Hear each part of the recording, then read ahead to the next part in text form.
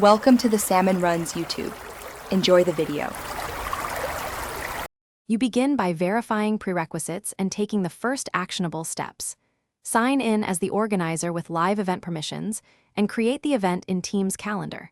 Choose online or channel location, set attendee access, and attach the event description and production notes.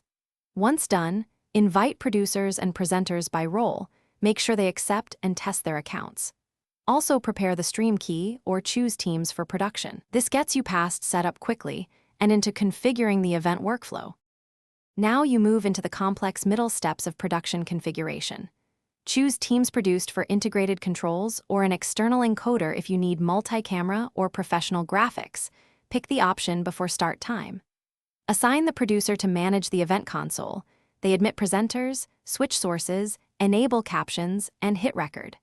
Once roles are set, run a full dress rehearsal with screen shares, video playback, and cue and a moderation, while monitoring and coding health and network stability to avoid. You finish by executing the live event and completing post-event tasks.